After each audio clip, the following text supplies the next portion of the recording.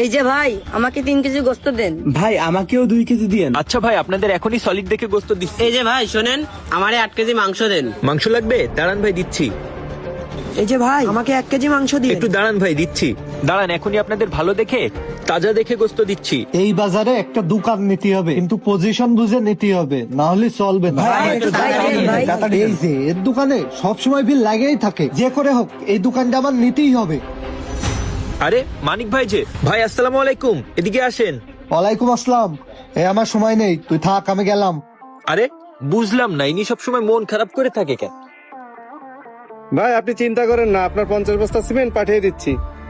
আসসালামু আলাইকুম ভাই। ওয়ালাইকুম আসসালাম, জি বলেন। ভাই আপনার বাজারের উপর যে গোস্তের দোকানটা আছে না, ওই দোকানটা আমি নিতে চাচ্ছি, আপনি দোকানটা আমারে দেন। না না, ওই দোকান তো আমার ভাড়া দেওয়া রয়েছে, আপনাকে দেবো কিভাবে? ভাই ভাড়া দেওয়া রয়েছে এটা আমি জানি, কিন্তু আমি আপনার সাথে একটা ডিল করতে আইছি। আপনি ওই দোকানটা আমারে দেন, আমি আপনারে ডবল ভাড়া দিবানে।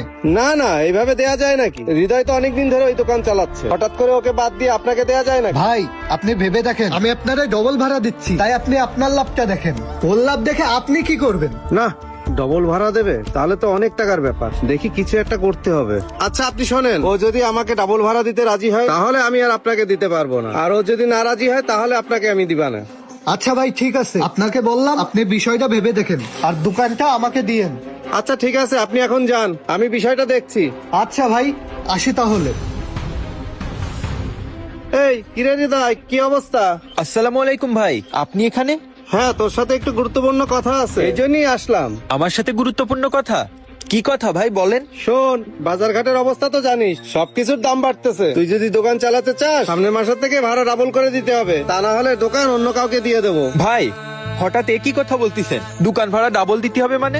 এই বাজারে যদি আমি দোকান ভাড়া এত বেশি দিয়ে চালাই, তাহলে আমি ব্যবসা করব কি করে আর লাভ করব কি করে? এই অত শত বুঝি না, দোকান নিয়ে আর অনেক কাস্টমার আছে, তুই যদি এই দোকান ডাবল ভাড়া দিয়ে চালাতে পারিস তাহলে নে, নাইলে ছেড়ে দে।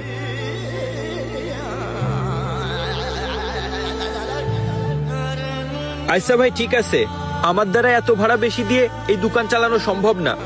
আমি দোকান সাইডে দিবানে ভাই, ভাড়া যে বেশি দেই আপনি তার কাছেই দোকান দিয়ে দেন। আচ্ছা তুই তাহলে সামনের মাসের থেকে দোকান ছেড়ে দিস, আমি দোকান অন্য জনরে ভাড়া দেবো। কথাটা মাথায় রাখিস, থাক আমি গেলাম। হায় রে আল্লাহ, হঠাৎ করে এটা কি হলো? হে আল্লাহ, তুমি আমার একটা ব্যবস্থা করে দাও। যাক, বুঝবাস করে দোকানটা নিয়েই নিলাম। আসেন আসেন, ভালো ভালো গোস্ত আছে, আসেন। আরে ভাই, এই দোকানে আর একটা ভাই ছিল না, ওই ভাইটা কোথায়? ও ভাইটা দিয়ে কি দরকার? আমি আছি, আমার পছন্দ হচ্ছে না, এই দোকান আজকের তে আমার। তুই বল তোর কয় কেজি গোস্ত লাগবে?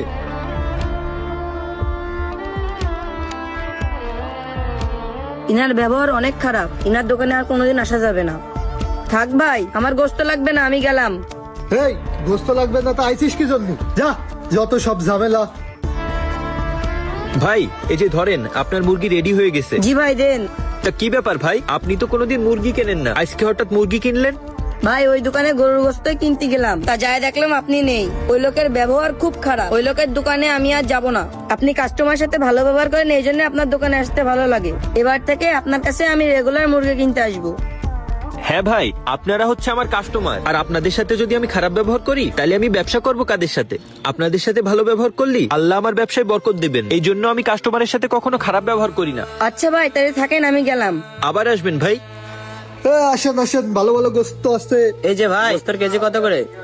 গোস্ত 800 টাকা কেজি। কয় কেজি দেবো বল? ভাই গোস্তের দাম এত বেশি কেন? আর আগে যে ভাই ছিল সে ভাই কোথায়? সে ভাই তো গোস্ত কম দামে বিক্রি করতো। সে ভাই নেই, এই দোকান এখন তে আমার, আর গোস্তের দাম কম হবে না। এই দামে গোস্ত নিতে পারলি নে, না হলে যা। আচ্ছা ভাই, গোস্ত আমার লাগবে না, আর আপনার দোকানেও আমি কোনোদিন আসবো না। আশা লাগবে না তো, যা। ইনার ব্যবহার খুব খারাপ। আরে ভাই, আপনি এখন এই দোকানে? আমি তো আপনার ওই দোকানে যাই পালাম না, তাই জন্য গোস্ত না নিয়েই চলে আসলাম। হ্যাঁ ভাই, আমি ওই দোকানটা সাইডে দিছি, কারণ মহাজন ওই দোকান ভাড়া ডাবল করে দিয়েছে, আর ডাবল ভাড়া দিয়ে দোকান চালানো আমার পক্ষে সম্ভব না, তাই আমি ওই দোকানটা ছেড়ে অল্প পুঁজির ভিতরে এই মুরগির দোকানটা দিয়েছি। ভাই ওই লোক তো কাস্টমারদের সাথে খারাপ ব্যবহার করে, আমার সাথেও খারাপ ব্যবহার করেছে, সেজন্য আমি আর ওই দোকানে যাব না। আপনার কাছ থেকে গোস্ত কিনতে গেলে আপনি কাস্টমারদের কাছ থেকে কমসম করে রাখতেন, আর উনি গোস্ত বেশি দামে বিক্রি করে। দাম কমাতে বললে কাস্টমারদের সাথে খারাপ ব্যবহার করে। এভাবে চললে উনি ওই দোকানে ব্যবসা করতে পারবে না ভাই। যাই হোক ভাই, সে যা বুঝতেছে সে সেটাই করতেছে, এখানে তো আমার আর বলার কিছু নেই। তা ভাই, আপনাকে কি মুরগি দিব? হ্যাঁ ভাই, আমার মুরগি লাগবে। আমার সামনে একটু কাজ আছে, আমি একটু কাজটা সেরে আসি। আপনি মুরগিটা রেডি করতে লাগে, আমি যাওয়ার পথে এসে মুরগিটা নিয়ে যাবানে। আচ্ছা ভাই, ঠিক আছে, আপনি যান, আমি মুরগি রেডি করে রাখতেছি, আপনি নিয়ে যান। আচ্ছা ভাই, ঠিক আছে। আসেন আসেন, তাজা তাজা গোস্ত আছে, আসেন। না, সকাল থেকে কোনো কাস্টমার আসতেছে না, গোস্ত একটুও বিক্রি করতে পারলাম না। হ্যাঁ, আরে আসসালামু আলাইকুম ভাই। ওয়ালাইকুম আসসালাম ভাই, মুরগি লাগবে নাকি? জি ভাই, আমার বাসায় বিয়ের অনুষ্ঠান, আমার 50 পিস মুরগি লাগবে, আপনি কি দিতে পারবেন? হ্যাঁ ভাই, ইনশাল্লাহ আমি দিতে পারবো, সমস্যা নেই। বুঝলাম না, সব সময় এর দোকানে এত ভিড় লেগে থাকে কেন? এই দোকানেও ওর কাস্টমারের অভাব হতো না, আর ওই দোকানেও ভিড় লেগেই আছে। তা ভাই, মুরগির দাম কত করে রাখবেন? ভাই, ব্রয়লার মুরগির দাম 180 টাকা কেজি, আর সোনালী মুরগির দাম 280 টাকা কেজি। আপনি বিয়ে বাড়ির জন্য নেবেন তো আপনার জন্য সোনালী মুরগিটাই ভালো হবে। আচ্ছা ভাই, তাহলে আমাকে সোনালী মুরগি দেন। আচ্ছা ভাই, ঠিক আছে। এই নেন, অ্যাডভান্সের টাকাটা রাখেন। আলহামদুলিল্লাহ। ভাই, তাহলে আমি মুরগি রেডি করতেছি, আপনি দাঁড়ান। হ্যাঁ, আপনি রেডি করেন, আমি কাজ সেরে আসি। আচ্ছা ভাই, ঠিক আছে। ধ্যাত তারিখা, কপালটাই খারাপ।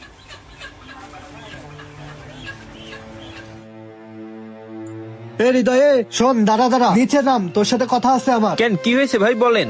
একটা কথা সত্যি করে বল দেন, তুই কাস্টমারদের কি জাদু করেছিস? সব কাস্টমার তোর কাছে যায় কেন? তোর জন্য তো এ বাজারে ব্যবসাই করতে পারতেছি না। মহাজন রে ডবল টাকার লোভ দেখায় তোর কাছ থেকে দোকানটা কেড়ে নিলাম, তারপরেও তোর কাছে এত কাস্টমার যায় কেন?